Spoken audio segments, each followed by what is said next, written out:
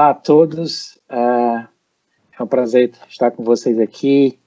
Meu nome é Carlos Queiroz, eu vou falar sobre engenharia de software e ciclos de desenvolvimento para projetos em inteligência artificial e aprendizado de máquina. Isso aqui é mais ou menos, traduzindo do português para o inglês, Artificial Intelligence and Machine Learning. Então, essa é a agenda. Eu vou falar sobre 3 coisas. Um é a motivação, porque o trabalho que eu estou fazendo, qual é a motivação sobre isso.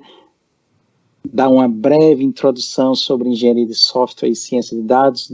Isso é bem breve mesmo, só para colocar o contexto para as pessoas não se perderem. E daí entrar na própria metodologia, no que tem lá fora, o que é que está se fazendo a respeito e a metodologia que a gente está usando. E no final abro para perguntas, e se tiver perguntas a respeito. Bom, uma breve introdução sobre minha pessoa. Eu sou formado em ciência da computação, depois fiz um mestrado também na área, em sistemas distribuídos, depois fiz um doutorado em ciências da computação, isso já quando eu estava fora do Brasil. Estou fora do Brasil faz uns 15 anos. Hoje em dia eu trabalho no mundo financeiro, na área de bancos. Estou no meu trabalhando no 3º banco, sempre na área de tecnologia e na área de negócios. Hoje em dia mais na área de negócios, mas por conta da minha formação em ciência da computação, sempre ligado com tecnologia. Trabalhei muito tempo com a área de processamento de dados, engenharia de dados. Hoje em dia estou gerenciando um time na área do gerenciamento de dados e na área de ciência de dados, mas mais voltado para a área de engenharia de dados, ou seja, processando os dados, fazendo com que eles sejam utilizados da melhor forma possível pelos cientistas de dados da empresa e pelas aplicações, as aplicações corporativas que a empresa desenvolve, que necessitam de machine learning, ou seja, aprendizado de máquina. A grande motivação desse trabalho é o que está dizendo aqui na tela, é sobre a dificuldade que as empresas de médio e grande porte têm em utilizar aprendizado de máquina e inteligência artificial de forma eficaz, de forma que possam trazer benefícios reais para a empresa em termos de lucros, novos produtos, otimização de produtos, otimização de processo, economia de custos e coisas do tipo. Quando você tem uma empresa muito grande, tem muita gente envolvida, tem muito processo. Então, em geral, empresas do tipo que aqui eu trabalho, que é um banco que tem em torno de 90 mil funcionários, no meu departamento tem mais de 100 cientistas de dados, ou seja, muita gente trabalhando com dados, muita gente fazendo projetos de pequena escala. Ou seja, o banco está fazendo muita coisa nessa área, mas ele não, o que sai, o que vai para a produção, não consegue, como é que se fala, gerar novos lucros de uma forma que seja representativa para o balanço comercial da empresa. Então, empresas em geral têm esse problema, empresas de grande porte em geral têm esse problema, e não é só uma coisa típica de bancos ou de algum setor, mas em geral você vê isso muito em empresas de médio e grande porte. Isso aqui é uma pesquisa que foi feita pela McKinsey Analytics o ano passado. Eles publicaram essa pesquisa, acho que em novembro do ano passado, outubro do ano passado, e que fala bem que muitas empresas se encontram com o mesmo problema, ou seja, elas não conseguem utilizar inteligência artificial, aprendizado de máquina de forma efetiva. Elas não conseguem gerar, mexer ou transformar o balanço da empresa com essas novas tecnologias. Mas é claro que tem empresas que estão conseguindo fazer isso, e aí o que essa pesquisa tenta mostrar é que o que essas empresas que conseguiram ter sucesso nisso, o que elas estão fazendo diferente das empresas que não conseguiram sucesso. Aqui tem 6 itens que a pesquisa mostra que onde as empresas que estão conseguindo sucesso com aprendizado de máquina e inteligência artificial conseguem se destacar das outras no mercado. O ponto que a gente vai focar aqui nessa apresentação é sobre o item número 5, que é na área de metodologia repetitiva e protocolos padrões para se utilizar na hora que você está desenvolvendo aplicações que envolvem aprendizado de máquinas e inteligência artificial. Tem outras coisas aqui também que a pesquisa fala, tipo ter o talento que consiga criar aplicações nessa área, ou seja, investir na reeducação das pessoas que não têm esse skill, esse background. Outra coisa é colaboração entre times, ou seja, empresas muito grandes, em geral, elas criam essa ideia dos compartilhamentos, departamentos que não conseguem compartilhar informações entre si. Isso gera um problema enorme se você quiser utilizar aprendizado de máquina e inteligência artificial de forma efetiva. Mas, como eu falei, a gente vai focar aqui hoje nessa apresentação, na metodologia e no protocolo, em forma de conseguir criar uma metodologia que seja padrão para a empresa, ou seja, que os cientistas de dados consigam utilizar, que os engenheiros de software consigam utilizar, que o pessoal da área de produção de TI consiga utilizar, de uma forma que todos trabalhem no mesmo benefício. Então, traduzindo aqui do que a pesquisa fala em inglês, terá três itens que, nessa área de metodologia. Primeiro, ter ferramentas padrão, ou seja, um padrão de ferramentas que todos conseguem utilizar, ou seja, se o departamento A está utilizando uma ferramenta para escrever software, o departamento B também utiliza a mesma ferramenta ou a mesma linguagem de programação. Com isso, o compartilhamento de conhecimento é melhor gerenciado. Outra coisa é saber o que está rodando em produção, ou seja, os modelos que foram criados por vários departamentos, quais são eles, o que eles estão fazendo, qual é a performance desses modelos em produção, ou seja, ter um claro entendimento desses modelos que estão rodando em produção. Quando eu falo modelos aqui, estou falando de modelos de aprendizado de máquina. E por fim, técnicas e processos para a explicação de modelos de aprendizado de máquina. Por que isso é importante? Empresas de grande porte ou empresas que são regulamentadas como empresas do mercado financeiro, como bancos, por exemplo. Hoje em dia, eu vou falar mais sobre isso mais adiante, mas tem uma necessidade grande pelas agências reguladoras de que quando você está utilizando o aprendizado de máquina e inteligência artificial, você consiga provar ou consiga explicar o que esses modelos estão fazendo. Você não pode ter o que chamam uma black box, que você não consiga explicar o comportamento do seu modelo na hora que o modelo tomou uma decisão em aprovar um empréstimo ou rejeitar um empréstimo, por exemplo. Então, isso é muito importante hoje em dia, e eu vou falar mais adiante como é que isso está sendo utilizado lá fora, como é que as empresas estão se adaptando a esse novo requerimento. Em geral, tem 3 problemas que precisam ser resolvidos se você quiser ter uma metodologia padrão na empresa para desenvolver modelos e aplicações de aprendizado de máquina que consigam escalar, ou seja, desenvolver muitas delas em todos os departamentos da empresa, conseguir fazer vários experimentos ao mesmo tempo, conseguir ser compatível com as exigências das agências reguladoras e assim por diante. Eu classifico aqui em 3 problemas principais.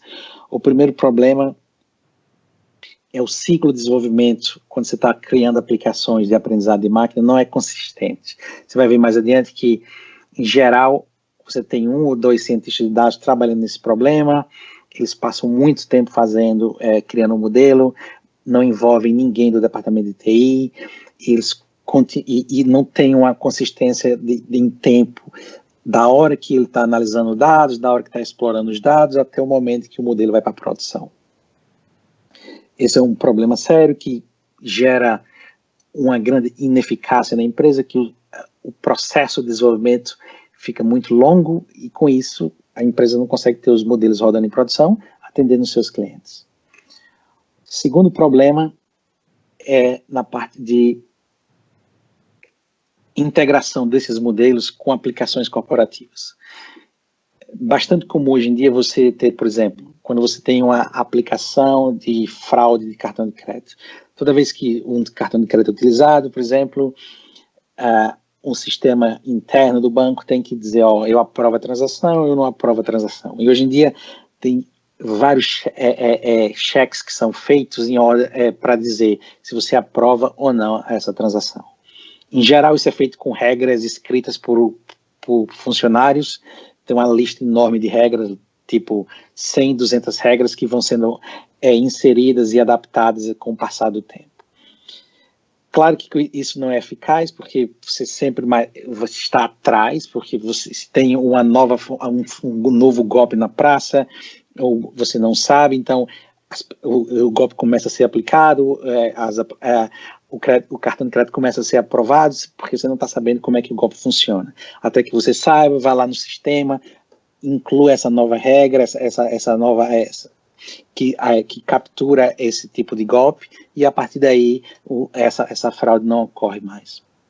O problema é que, como eu falei, você tem um tempo aí de conseguir reconhecer o problema e colocar no seu sistema, e com isso você está perdendo dinheiro nessas transações que são feitas que não deveriam ser.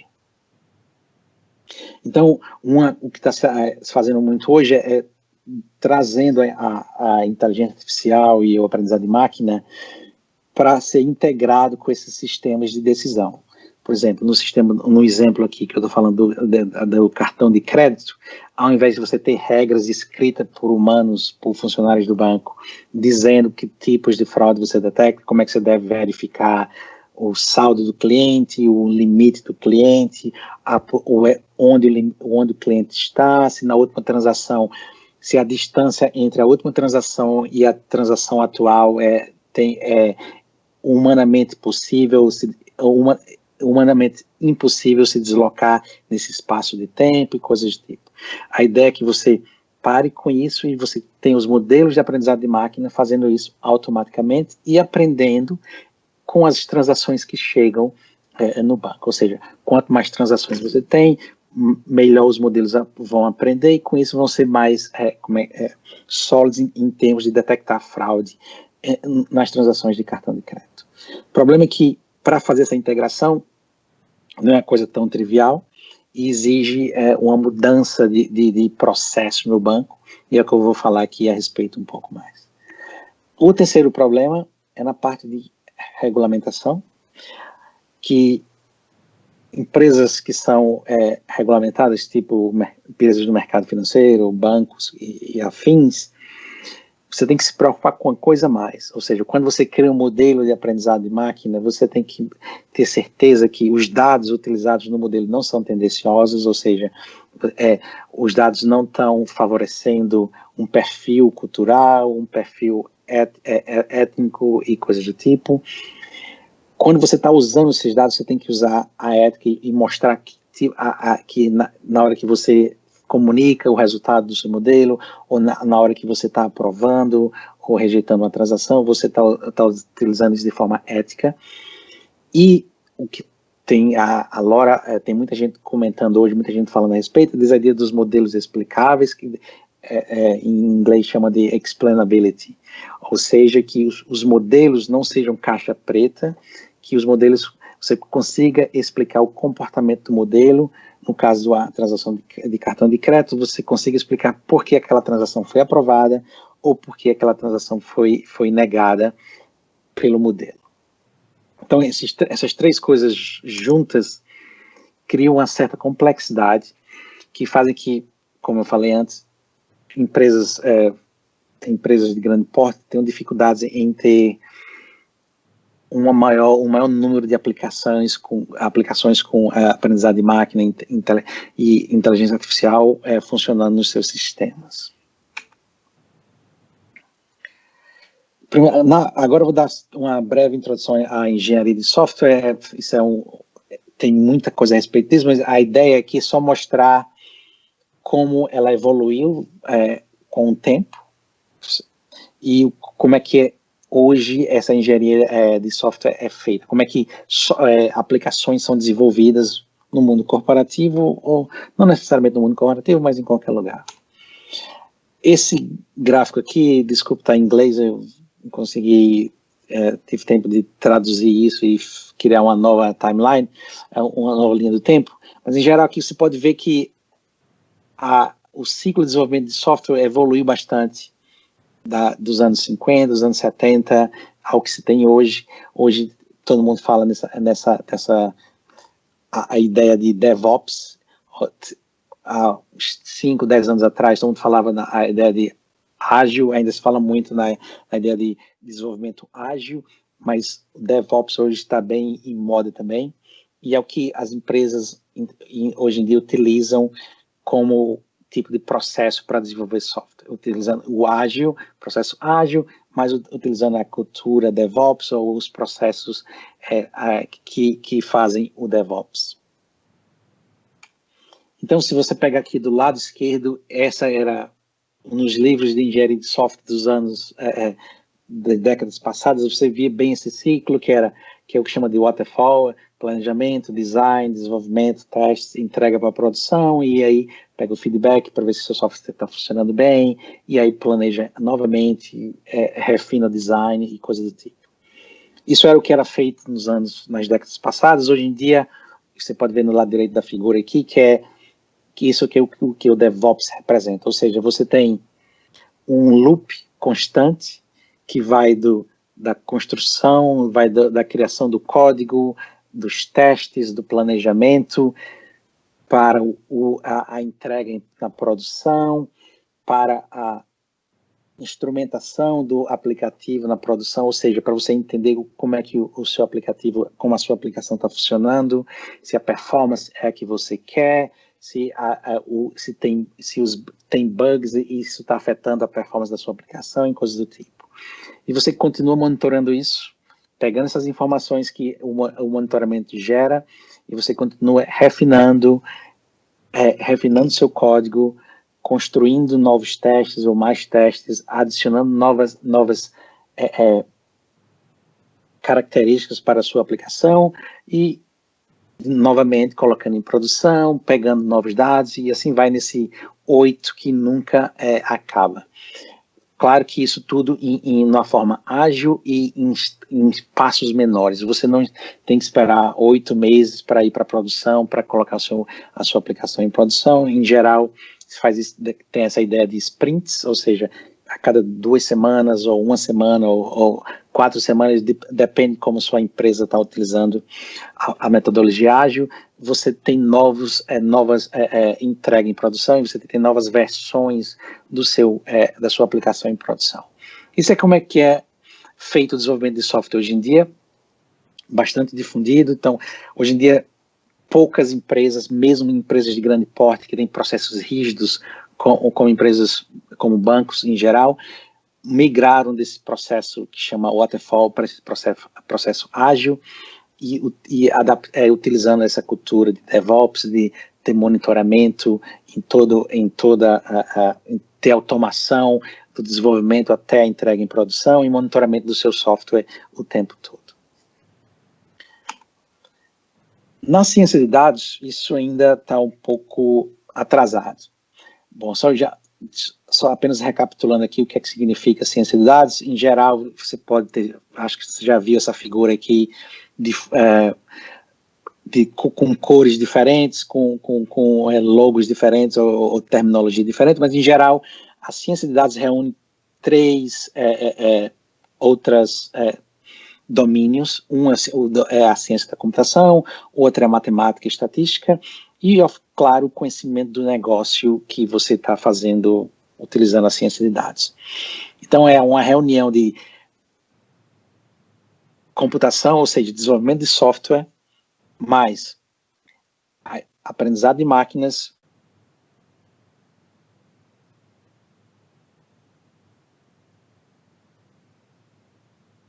você ainda tem que fazer pesquisa, você tem que fazer muita exploração, então tem esses aspectos tradicionais da pesquisa também na ciência de dados. Como você tem essas três coisas juntas, isso leva ao que você vê aqui no ciclo de vida de desenvolvimento da ciência de dados, que é o primeiro problema que eu falei anteriormente. Nessas duas figuras de cima, tem dois exemplos de ciclo de vida, de como se desenvolve aplicações relacionadas à ciência de dados, modelos com a ciência de dados.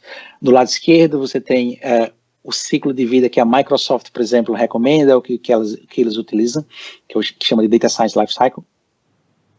No lado direito tem o outro ciclo de vida que algumas empresas usam, que não é uma coisa padrão, mas hoje em dia a outra coisa que você tem que falar também, como isso é uma coisa muito nova ainda, então esse ciclo de vida de desenvolvimento varia muito entre as empresas. Tem empresas que não têm isso, que não utilizam nada disso, e tem empresas que tentam colocar algum processo nesse tipo de aplicação.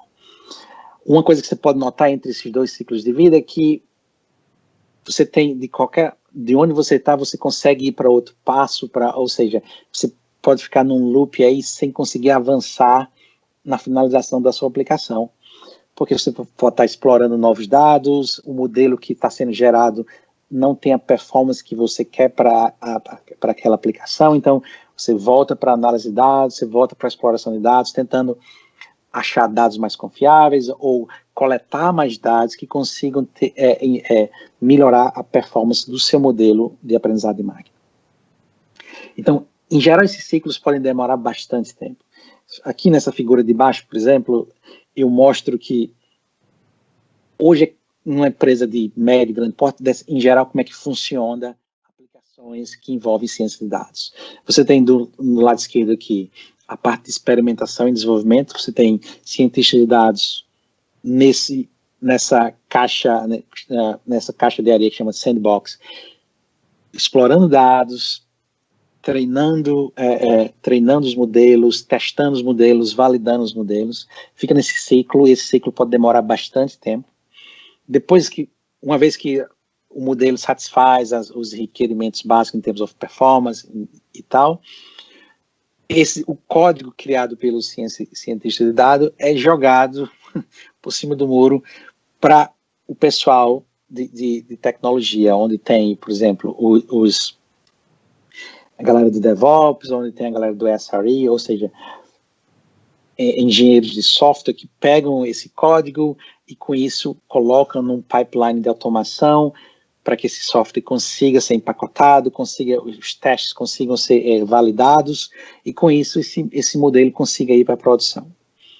O problema é que, como isso é feito por times diferentes e departamentos completamente diferentes e não há muita comunicação entre isso, se a experimentação e desenvolvimento demora 2, 3 meses nesse ciclo de testando novos dados, refinando os dados, limpando os dados,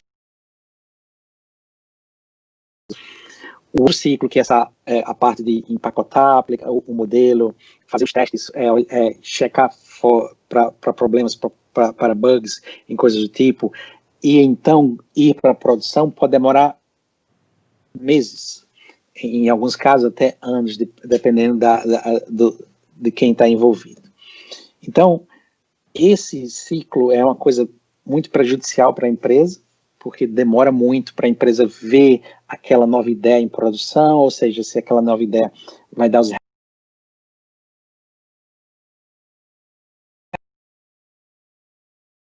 negócios, aquela nova ideia vai ser de sucesso ou não. Então, a experimentação em produção com os clientes, ou seja, os clientes utilizando as aplicações que fazem uso da aprendizagem de máquina, demora muito tempo para ser realizada, por conta desse processo que é completamente desconectado. Esse é um dos problemas que eu levantei uns slides atrás. O outro problema é que, por muito tempo, essa complexidade foi ignorada. Ou seja, as pessoas não se ligavam para isso. Foi preciso, por exemplo, esse paper ser publicado numa pesquisa, no congresso acadêmico. Esse paper foi publicado pelo Google, chama Hidden Technical Debt in Machine Learning Systems. O que eles falam aqui que essa parte do modelo, da criação do modelo, é apenas um componente bem pequeno no universo do sistema em geral. O sistema em geral tem muitos outros componentes, tipo configuração, coleção de dados, extração de atributos, verificação de dados, gerenciamento de recursos, monitoramento e coisas do tipo. O foco sempre foi muito no modelo, ou seja, os cientistas de dados criando seus modelos, testando, fazendo com que os modelos deem os resultados que sejam favoráveis. E todos esses outros componentes que são necessários para que o seu software vá para a produção, que consiga ser utilizado pelos clientes, são ignorados. E com isso foi mostrado, eles mostram nesse artigo acadêmico, que isso afeta o tempo dos modelos irem para a produção. Isso também cria o que eles chamam de technical debt, ou seja, você começa a criar um atraso na sua aplicação em termos de tecnologia utilizada, em termos do código escrito, e em termos do processo não otimizado que você criou para aquela aplicação. Então, essa pesquisa eu acho que foi publicada uns 10 anos atrás. Hoje em dia, muita gente já tem acesso a isso, já tenta superar, já criou formas de entender e não ter esses problemas, mas foi uma coisa que na época que foi lançada, na época que foi publicada, gerou bastante conversação sobre isso. Esse é um dos problemas também que eu falo, com o problema número 2, quando eu falo sobre os 3 problemas que precisam ser resolvidos. E o terceiro problema, que esse é bem específico de empresas que são regulamentadas. Claro que qualquer empresa deveria olhar para isso, mas bem sabemos que se você não tiver alguém regulando você, checando se está fazendo a coisa certa ou não, as empresas não vão se preocupar com isso. Por isso que existem as agências reguladoras. Por exemplo, no caso do mercado financeiro, no Brasil você tem o Banco Central, que cria uma série de regulamentações que precisam ser seguidas pelos bancos. Se eles não fizerem isso, são multados e podem chegar até perder a licença para operar no mercado. Então, nesse segmento, confesso que não sei quanto está isso nessa questão de aprendizado de máquina e inteligência artificial no Brasil, ou seja, em termos de regulamentação no Brasil, mas uma coisa é certa, nos países que eu trabalho, tipo Singapura, Hong Kong, entre outros, essa é uma questão muito forte. Os reguladores, as agências reguladoras publicaram documentação a respeito disso e com prazo para você se adequar às regulamentações, senão você será multado, senão você não pode criar aplicações que envolvam inteligência artificial. Em geral, tem 3 coisas que eles de forma geral, claro que tem coisas mais específicas, mas de forma geral tem 3 fatores que eles olham bem. Um é essa ideia dos dados tendenciosos, os dados que você utiliza no seu modelo, para treinar o seu modelo. O outro é essa parte de ética, como é que você está coletando os dados, como é que você está manuseando os dados, como é que você cria os algoritmos que estão utilizando esses dados e como é que você comunica os resultados disso.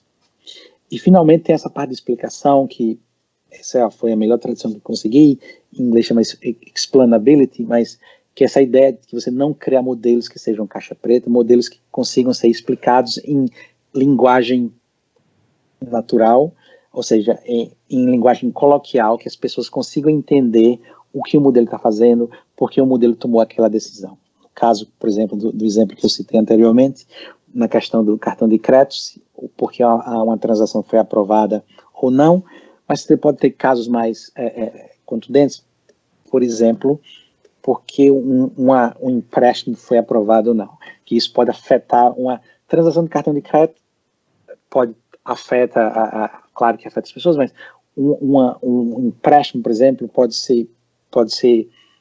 prejudicar bem aquela pessoa. Por exemplo, a pessoa está querendo comprar uma casa, está querendo comprar um bem de valor e não consegue, ou seja, não consegue por conta que o modelo utilizou dados tendenciosos que afetaram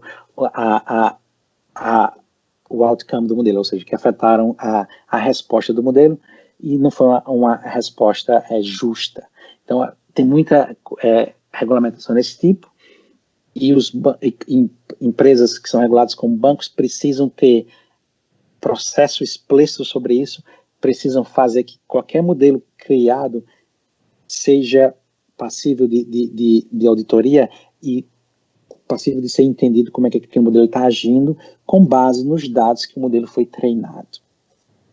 Isso parece ser trivial, mas não é tanto, porque toda vez que você treina um modelo, você tem que saber quais os dados que você utilizou para treinar aquele modelo.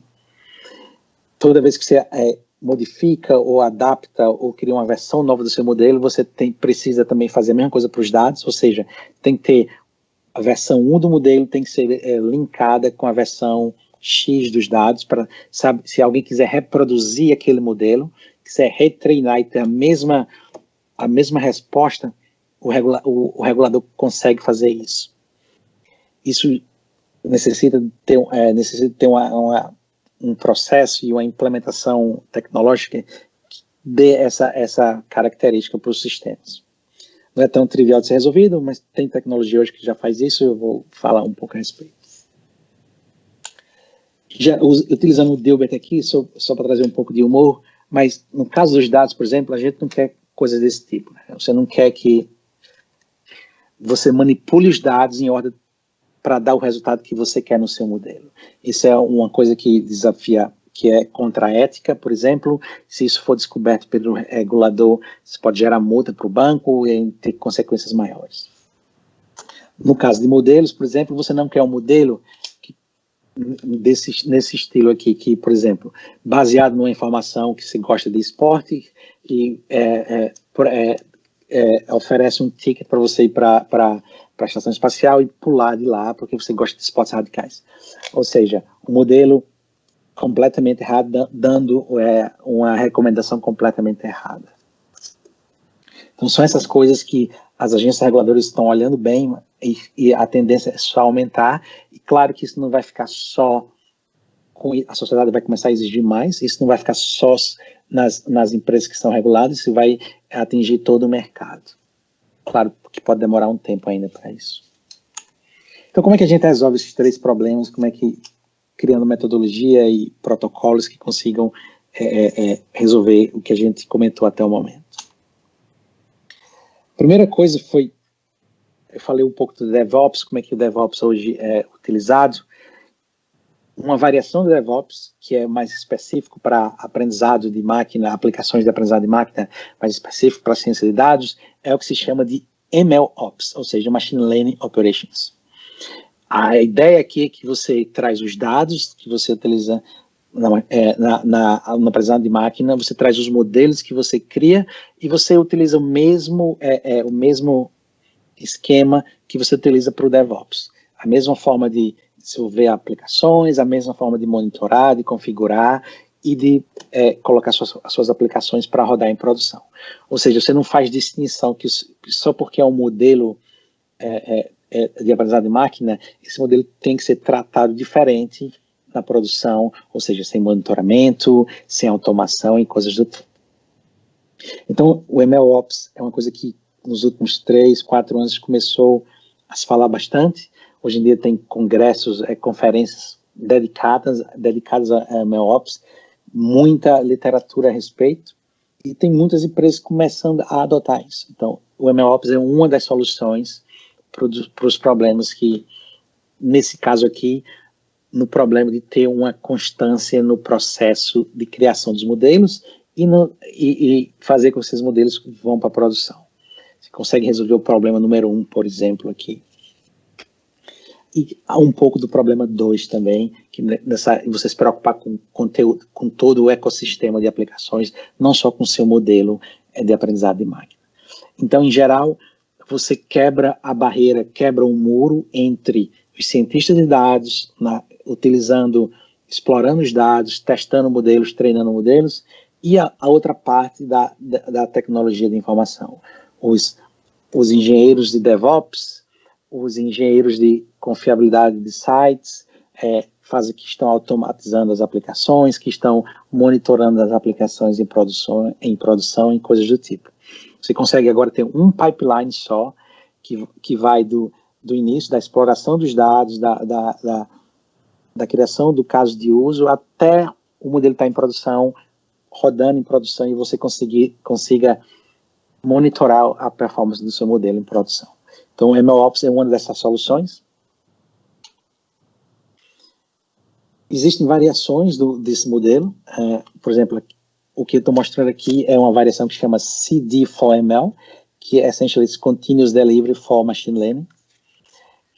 Essa foi criada pela ThoughtWorks. ThoughtWorks é uma consultoria de TI.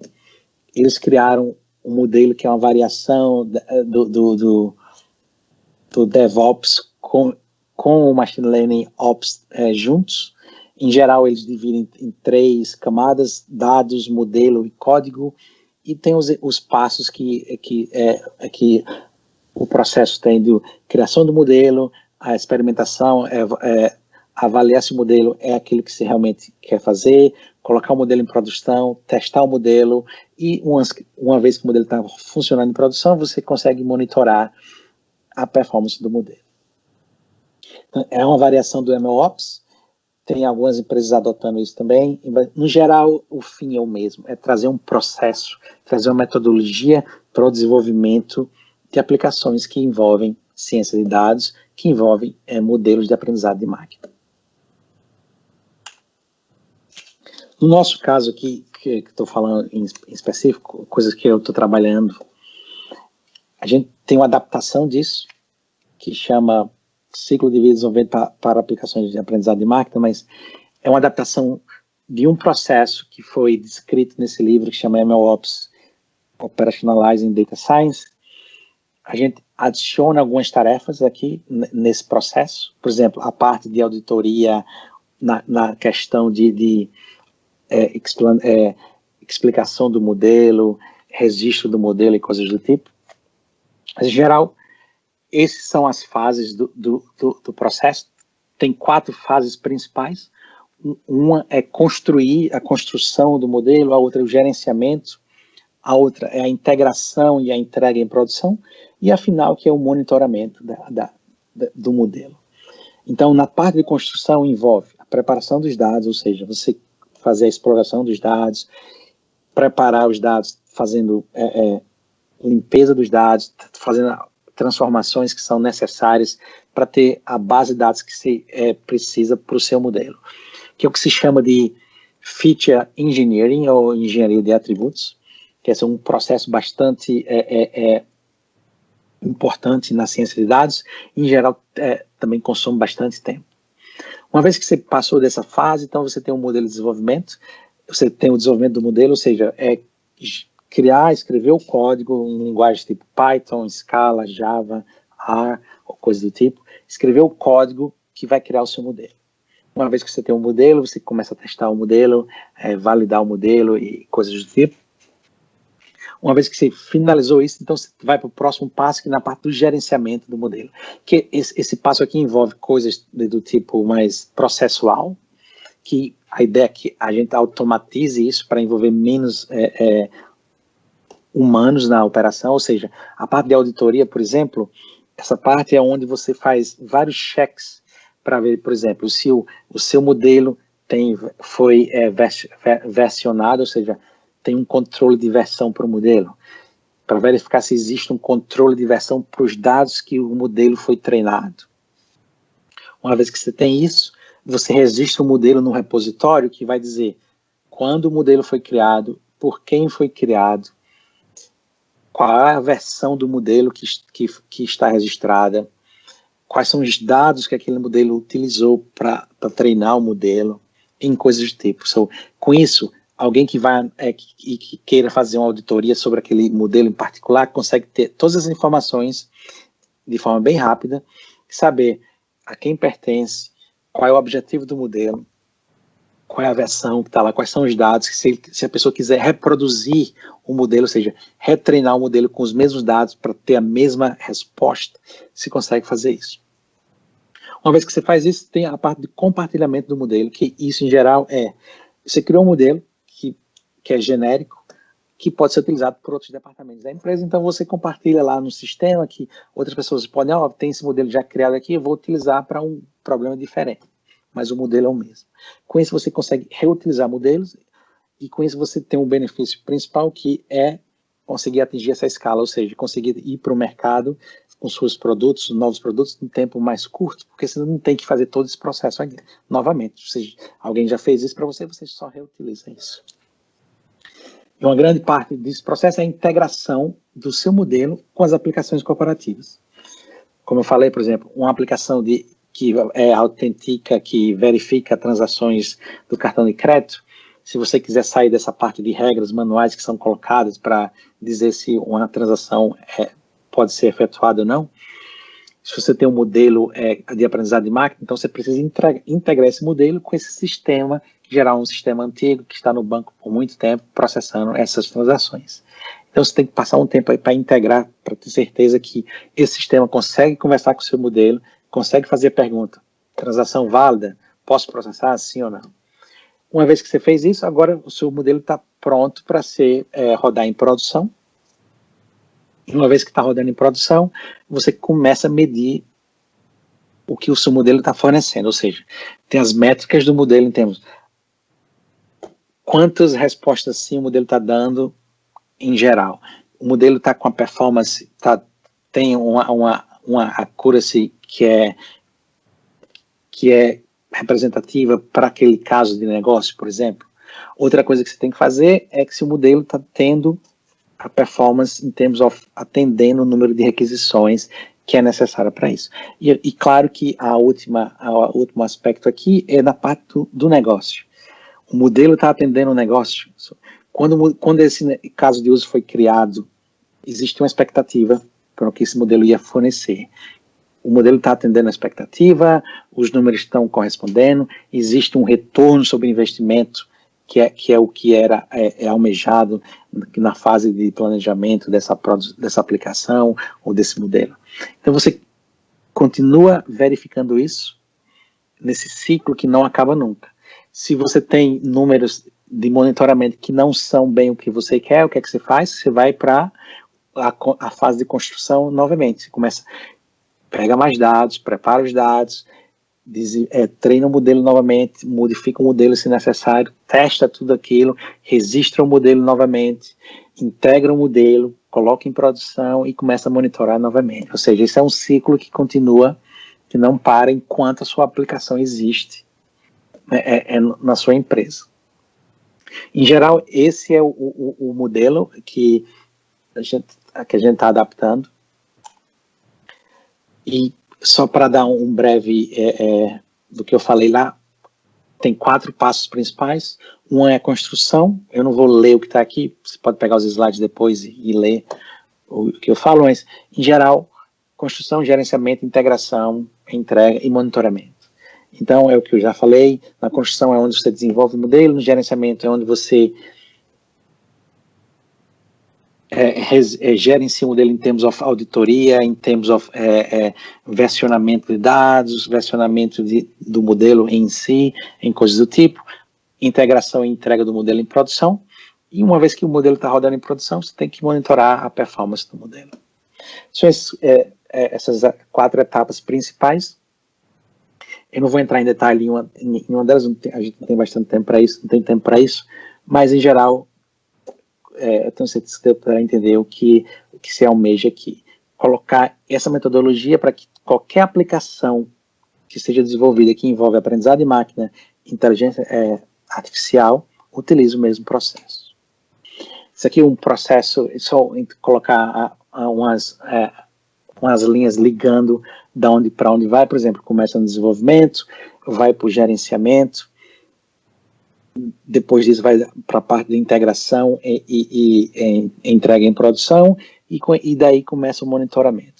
São 4 etapas principais, e em qualquer dessas etapas você pode interromper o processo, se não está funcionando da forma que você quer, e voltar para a etapa anterior, ou para a etapa inicial, que é o desenvolvimento do modelo, processamento dos dados, adequação dos dados, e continuar no processo novamente até o seu modelo estar em produção, que consiga ser utilizado pelos seus clientes.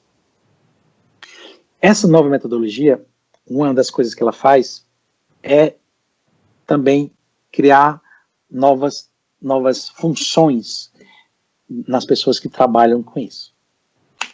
Se você olhar esse slide aqui, por exemplo, algumas dessas funções talvez você já conheça, por exemplo, parte de engenharia de dados, tem um cientista de dados, tem um engenheiro de confiabilidade de sites, que é o cara que está monitorando as aplicações de produção, ou a garota que está fazendo isso, tem engenheiro de software, que é um engenheiro de software em geral, a pessoa que desenvolve aplicações, tem o usuário do sistema, que em geral vem da parte de negócios, que é a pessoa que tem o orçamento, que tem a ideia da aplicação, em coisas do tipo. Mas uma função que é